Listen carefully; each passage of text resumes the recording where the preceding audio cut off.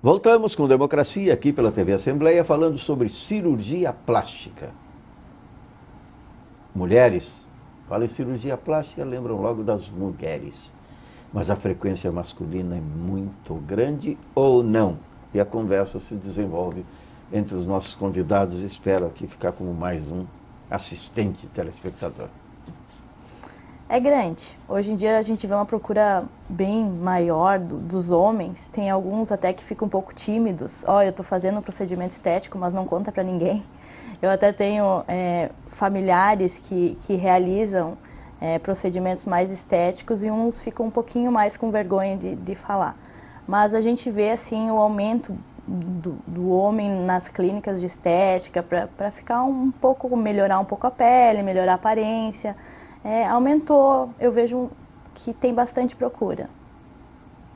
A cirurgia plástica hoje a gente está começando a ter coragem, né? Eu não fiz nada até agora porque eu tenho medo, né? Eu tenho medo de injeção, né?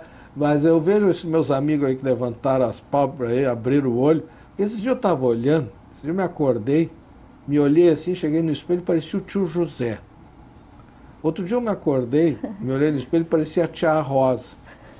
Aí eu me dei conta que eu estava ficando era velho, porque a tia Rosa e o tio José eram meus tios avós. Que para ti nasceram velhos. Exatamente. Né? Aí eu digo, eu estou igual ao tio José, né? Mas idêntico ao tio José, né? José Dias de Castro, né? Inclusive, esse dia eu encontrei um colega lá em Punta, e aí ele relembrou das histórias do meu tio José, né? E que o pai dele era muito amigo e tal, e aí eu lembrei da tia Rosa, eu digo, mas eu estou ficando velho, né? Porque eles eram meus tios avós, né? Então os velhos homens e mulheres vão ficando igual. Então qual é a diferença entre homens e mulheres? São os caracteres sexuais secundários. Então, porque senão fica todo mundo igual, né? As mulheres começam a ter bigode, os homens começam a perder pelo, né? Os homens começam a ficar com ginecomastia, né? Fica tudo uma coisa única. Então o que a gente tem que voltar a se caracterizar, né? Como é na adolescência, né? na juventude, né? Então essa é uma procura. E tudo isso não se dá por acaso, isso se dá porque a perspectiva de vida aumentou. Então a gente vai viver mais, né? Então o que ocorre entre os homens, principalmente nos homens, começa tudo a cair, né? Então tem que começar a levantar. Levanta só a gengiva. Né? Né? Então tem que ir levantando. Né? Eu não tenho coragem, tenho dois colegas já que eu sei que fizeram, outros fazem escondido. Né? Outro grande problema é esse, né? Que fica os hematomas, né? Na primeira semana, segunda semana, né? Então tem que estar te escondendo, né? Porque aí fica com vergonha. Inventando né? viagem. Inventando viagem, fazendo cirurgia de madrugada e tal, né?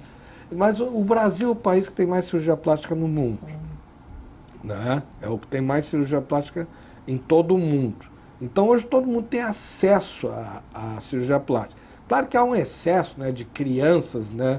Inclusive crianças, adolescentes, botando próteses mamárias, né? Até agora já está mudando o perfil da prótese mamária. Agora é diminuição. É uma diminuição. Então antes era aquelas próteses, né, do pessoal antigo. Modelo cinema italiano. Isso, Gina Lollobrigida, Sofia Loren. Silvana Pampanini. Essa não... Silvana Pampanini. A tia Gianni Mansfield. Silvana Mangano. Isso aí, esse nosso eleitorado, se começa a falar muito aí, não vai lembrar. Mas foi o que causou o modelo. Não, vamos falar das nossas aqui. Adriana Prieto, Odete Lara, a Norma Bengel. Eu fiz muita homenagem quando eu era jovem para essas moças. Né? Elas eram os símbolos sexuais da época. Né? Tinha uma Estefânia, que fazia aquele filme com o Reginaldo Faria, das porno-chanchadas brasileiras. Né? Então, na verdade, o que a gente vê?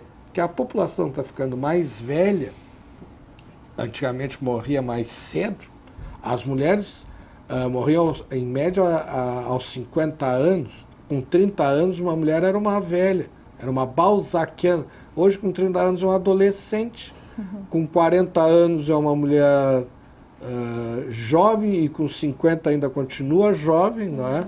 Então a gente vê assim, por exemplo, eu estava vendo aí a Sofia Loren. a Jane Fonda, né? A Sofia Loren tem quase 80 anos, 70 e tantos anos, né? E tão lindas, né? A Brigitte Bardot não. Porque a Brigitte Bardot nunca fez cirurgia plástica.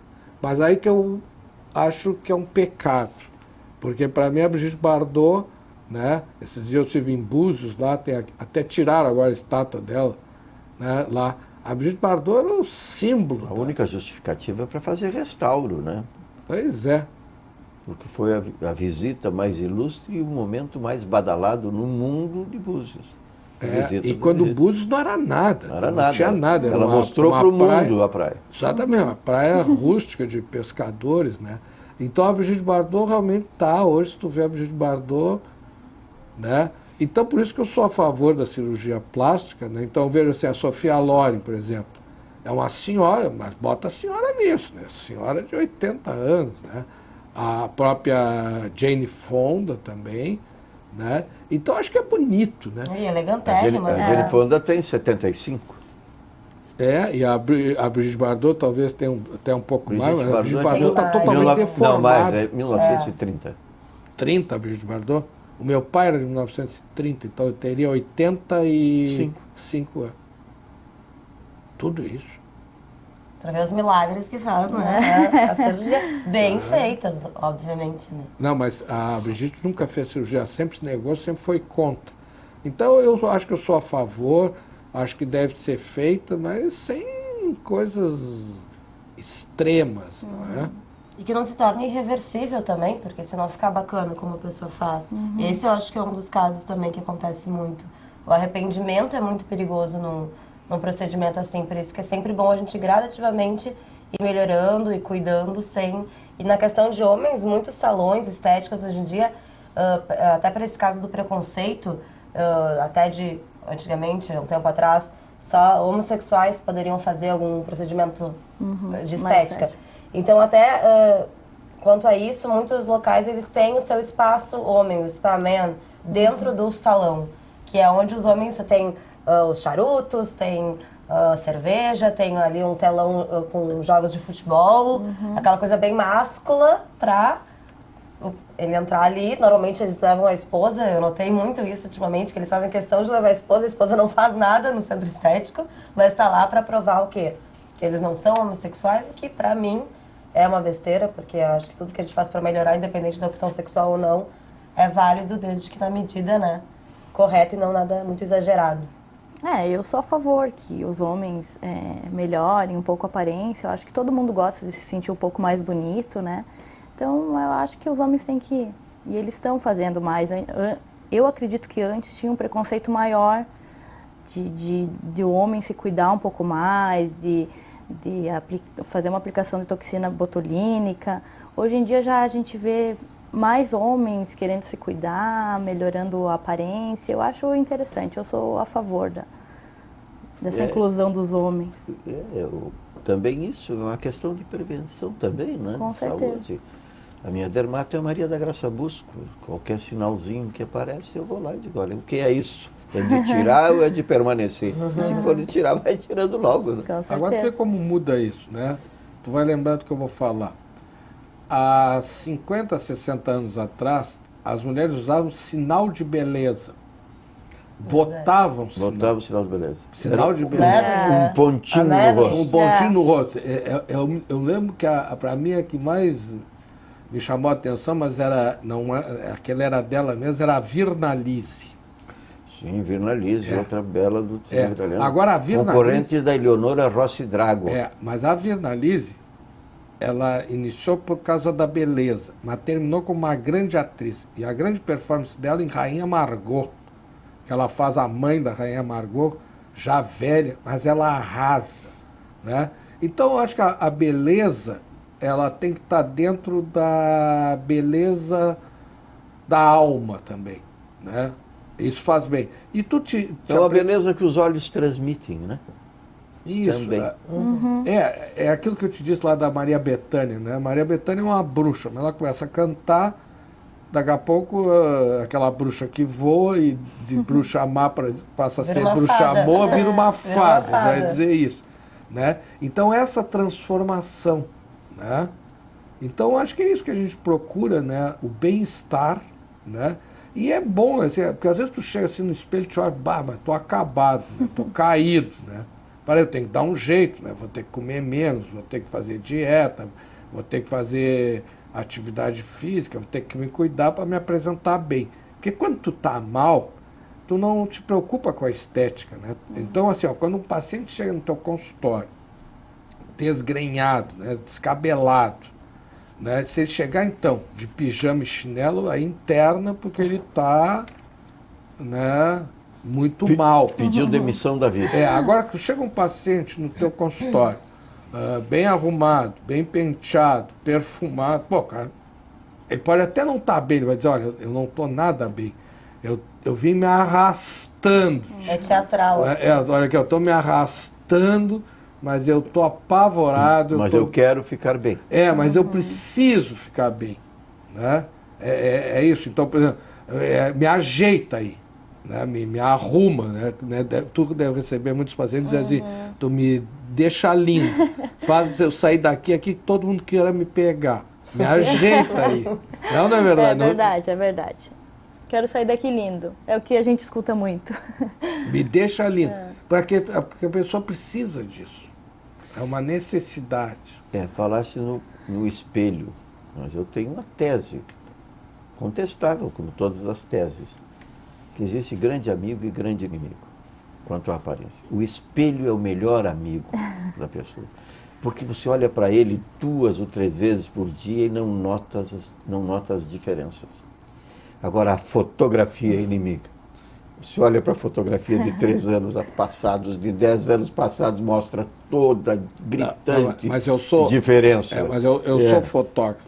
Né? Mas eu sou fotógrafo. A fotografia massacra. A fotografia... E o espelho encobre. Não, a fotografia é bandida. A fotografia é bandida. Porque tu pode tirar a mesma fotografia, dependendo do ângulo. Eu vou te dar um exemplo, na política agora.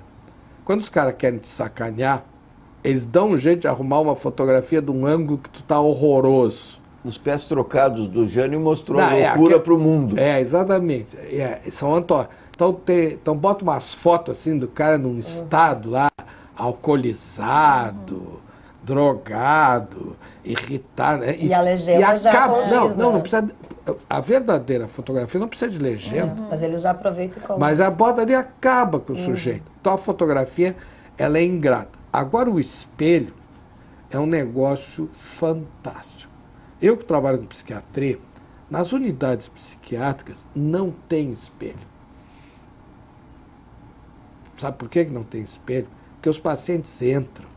Inclusive era uma coisa que nós tínhamos que fotografar, porque é uma coisa mágica. Os caras entram, mas mal, mas assim, totalmente estropiados, esgualepados, né? Na capa da gaita, como se fala aqui no Rio Grande. E a mudança, a transformação é algo. Então aquela pessoa que entra deprimida, com os olhos caídos, a boca para baixo, né? Aquelas figurinhas lá do teatro grego, né? Tem as duas, né? Da alegria e da tristeza. É transformador. Então tu vê aqueles pacientes que entram assim, né? Eu que trabalho muito com esse negócio de álcool e drogas, os caras entram intoxicados, entram assim, destruídos. Aí eles saem, é que eu digo, são os meus bebês. Eles saem bonitinhos, cheirosinhos, entendeu? Limpinhos, mas entram, às vezes entram assim, olha, em estado de... calamidade. Decrépitos. Porque a doença mental, ela dá decrepitude. E essa decrepitude é uma decrepitude física. Então tu vê que o cara tá mal pela cara dele, tá com a cara toda amassada, ele não dorme, ele tá naquele sofrimento psíquico, naquela ansiedade, né? E aí não há cirurgia plástica que tire. É como tu disseste, né? Os olhos são a imagem da alma, né? Então assim, o rosto tá todo lá levantadinho, com botox, com cirurgia e tal, mas o olho tá sem brilho, tá triste, né? Então, na verdade, nesse momento que nós estamos passando hoje, pela essa depressão, né, que a sociedade brasileira passa hoje, a gente não tem que se iludir, né? Nós vamos ter que reverter essa situação para voltar a se alegrar. Então não vai ser cirurgia plástica alguma que vai reverter essa nossa dor da nossa alma, né? Então nós vamos ter que tratar da alma. E aí nós vamos ter que recorrer, num primeiro momento, até certo ponto, a medicamentos, né? Que ajuda, mas também, como diz o meu terapeuta, né? Nós vamos ter que recorrer aos velhos filósofos, né? Então nós vamos ter que voltar lá para Platão, para Sócrates, que escreveram tudo isso que nós estamos falando aqui hoje há 2.400 anos antes de Cristo. A pensar a vida, né? Não é só cuidar da vida, né? É pensar do que vai cuidar. O que é filosofia? O que é filosofar? É pensar o modo de vida, né? O que nós vamos fazer agora nessa crise total que está aí? Né? Uma crise que atinge a todos. E atinge a todos em cheio, porque senão te atinge diretamente, atinge indiretamente, pega o teu amigo, pega o teu companheiro e a gente sofre junto. E uma crise, o assunto é diferente, que é também psicológica, que é transmitida também pela informação incompleta.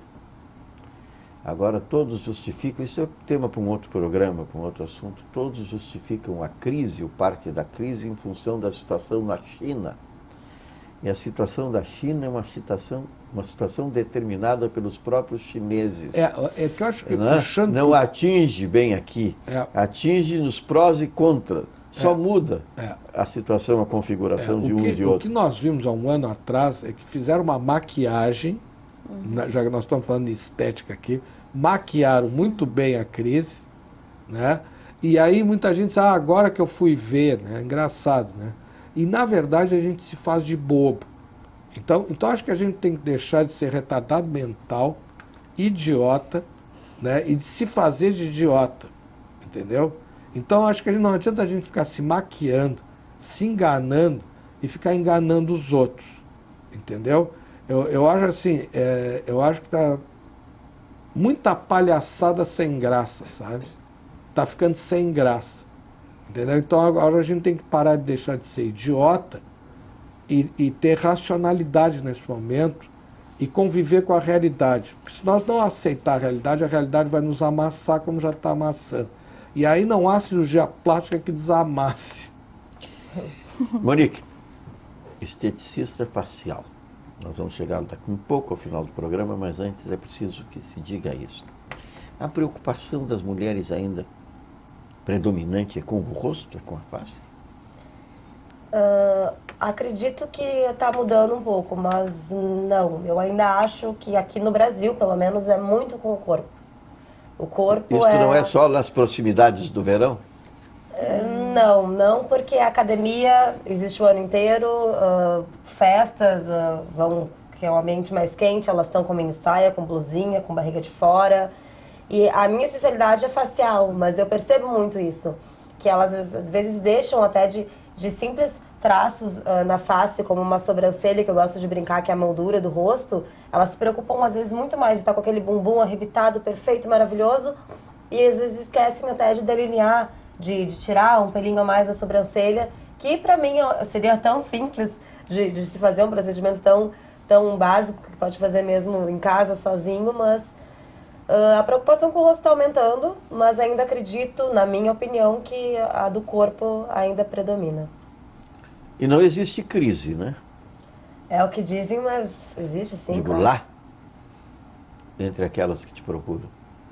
Existe. Não existe diminuição de demanda, existe? Existe diminuição, existe crise, sim. Até falaram que o mercado, né, da estética não tinha crise nenhuma. Nossa. Não sei quem escreveu por isso. Que eu pergunto, eu ouvi, li eu também, eu não sei dar fonte de ver quem escreveu, enfim, mas a gente acaba, óbvio, se adaptando de uma forma ali, de um jeitinho ali, mas a crise existe sim, de fato. Neste ano, ou vem do ano passado? Não, já vem, pra mim, assim, o que eu ando observando já vem do ano passado, sim. As pessoas, elas estão, na verdade, nesse meio de estética. Tem coisas que as mulheres elas não deixam de fazer de maneira alguma. Uma vez na semana elas estão fazendo a unha, só que elas estão de repente deixando... Ainda acho que deixam às vezes de comprar medicamentos, comprar certos tipos de alimento para investir esse dinheiro na estética. Por isso, de repente, que estão dizendo que a crise não pegou tanto na estética. Porque é um vício tão grande, predomina tão grande, que acabam abdicando de outras coisas para investir, continuar investindo em estética. Isso pode ser, na verdade, esse mal entendido de que não há crise, e sim substituições, né? Bem, nós estamos chegando agora sim ao final do Democracia de hoje. Temos 2 minutos para cada um dos nossos convidados para a mensagem de encerramento. Doutora Edneia Kleber. Bom, finalizando, eu gostaria de agradecer a oportunidade de estar aqui. Acho que é uma experiência bem importante estar junto com 2 profissionais, deixar uma mensagem para todo mundo, que se preocupem com a qualidade de vida, os hábitos diários e principalmente com a saúde, mas sempre a parte estética, falo mais da minha área, é o que vai deixar o paciente com uma autoestima mais elevada, então eu acredito que é uma parte bem importante também. Uma pergunta que deveria ter sido feita ao longo do programa, mas ainda temos um tempo, exatamente o seu. E o câncer de pele, a incidência não é crescente? A incidência é muito crescente, as pessoas ainda não têm o hábito de usar o protetor solar diariamente, então a gente vê muito câncer de pele aqui, principalmente em fases mais avançadas, as pessoas demoram para procurar, aparece uma pinta e as pessoas vão deixando, e sempre que procurado mais cedo, a resolução é mais fácil, a gente consegue resolver. E quando deixa muito tempo, às vezes a gente não consegue reverter. Então é importante sempre procurar no início. E o homem é mais relutante, né? Com certeza. O homem é mais relutante. Muito obrigado, doutora Edneia Kleber, dermato-esteticista, pela participação no Democracia, aqui na TV Assembleia. Monique Rivoire. Eu agradeço muito o convite, adorei estar aqui com vocês, contigo. E a mensagem, na verdade, que eu deixo é bem o que a doutora disse, que é o que eu falo para todas as minhas clientes. Se tivesse que levar para uma ilha deserta um rejuvenescedor facial, seria o protetor facial. Com certeza é o que vai, além de evitar doenças, e sim manter o vício da pele, manter a pele sempre mais jovem, mais bonita, de uma maneira, como a gente estava falando antes, saudável, não exagerada. E manter hábitos alimentares, físicos sempre em dia, e o principal acho que é a gente ser feliz. A gente, né, manter essa autoestima dentro da gente, independente se tem a beleza perfeita da Gisele Bündchen ou não. Ter essa inteligência, não se perder muito na futilidade, eu acho, só da aparência, e sim crescer dentro da gente, com aprendizado, com estudo, naquilo que a gente gosta, naquilo que a gente faz, sempre tá conseguindo ser o melhor e dar o melhor que a gente puder. E essa, eu acho que é a verdadeira beleza, essa mensagem que eu gostaria de deixar. Obrigado. Obrigada. Monique Rivoire, muito obrigada. esteticista facial, pela participação no Democracia, aqui na TV Assembleia. Doutor Ricardo Nogueira. Pois é. Eu acho que nós estamos numa situação que a gente tem que deixar de fazer maquiagem, deixar de enganar e de se enganar, né? E a gente vê o que dá isso, né? Quando todo mundo começa a se enganar e não quer encarar a realidade, acontece isso que nós estamos passando hoje, né? Nós estamos entrando numa situação de crise, e essa crise é uma crise generalizada, e isso nos leva à depressão, à tristeza. E a tristeza, a gente precisa ter uma saída para ela, né? Então, as pessoas às vezes usam meios paliativos, né? Procuram, na verdade, usam métodos até invasivos, né? É que nem aquela história do brigão, né? O brigão está tão triste que ele arruma a briga para ver se alguém mata ele, né? Só que eu acho que nesse momento a gente não tem que se matar, a gente tem que procurar uma saída, mas uma saída realista, né? Tem gente que ainda teima em querer ficar maquiando e se enganando. Então, que se tem que fazer a cirurgia plástica necessária, reparadora ou até rejuvenescedora, que se faça. Mas o que a gente está vendo? Que as pessoas permanecem negando a realidade. Então, a gente tem que se acordar, né, e tomar uma medida, não pode ficar postergando, procrastinando, né? Eu acho que a gente não pode ser idiota, não pode ficar se fazendo de idiota e fazendo os outros de idiota. Então, o que falta nesse país não é responsabilidade. Existe uma tal lei da responsabilidade. Só que essa responsabilidade, a chamada responsabilidade fiscal, tem levado a uma irresponsabilidade social, né? Não tem se pensado nas repercussões que isso está ocorrendo na população como um todo, né? Então, isso que eu lamento nessa hora. Muito obrigado, Dr. Ricardo Nogueira, psiquiatra, onde pontifica o Complexo Mãe de Deus, entre outras atividades, pela participação aqui no Democracia, pela TV Assembleia, quando nós tratamos de cirurgia plástica. Muito mais do que isso, o programa Democracia serve exatamente para isso.